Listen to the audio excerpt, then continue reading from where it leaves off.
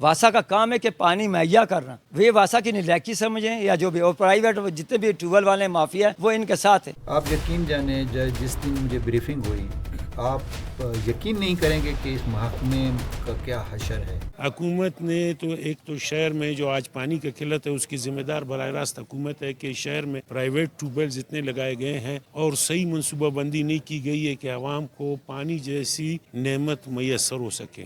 ہمارے پاس 482 tube well illegal چل رہے تھے، جن کو اب ہم نیٹ میں لا رہے ہیں۔ 95,000 کنیکشن تھے انلیگل۔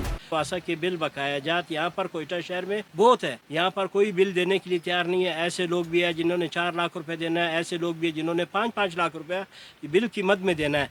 یہ آپ مسجد روڈ پر چلے جائے، تقریباً کم از کم 10, 15, 20 ہزار دکانیں ہیں، ہر ایک نے واسا کا کنیکشن کھینچا ہوا ہے، بل دینے کے لیے کوئی تیار نہیں ہے۔ اربوں روپے ہم تنخواہ دے رہے ہیں اور ہماری وصولی 4-5 کروڑ روپے سے ہے۔ 1-2 دہائیوں سے دیکھ رہا ہوں کہ کوئٹہ شہر میں پانی کا مسئلہ ہے۔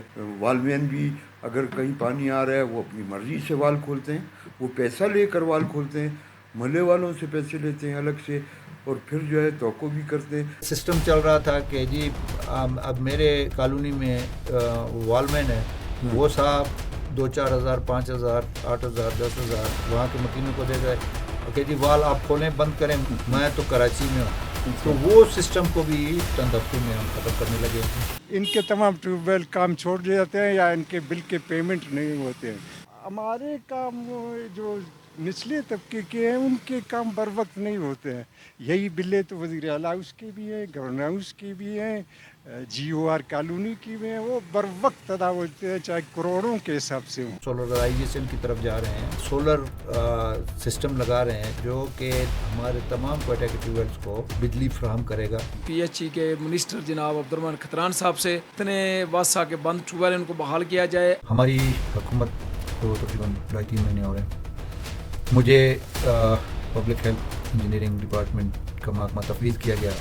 پانی کی تو بہت زیادہ قلت ہے اور جو واسا والے ہیں وہ بالکل پانی دیتے نہیں ہیں۔ شہری در بدر کی ٹھوکریں کھا رہے ہیں سر، اور ٹینکر مافیا کا راج اپنی من مانی کر رہے ہیں اور من پیسے لیتے ہیں۔ مختلف حوالوں سے اس میں خاص کر کے جو بنیادی اس کا مسئلہ ہے واسا کا ہے کہ ٹینکر مافیا کس حد تک مضبوط ہے۔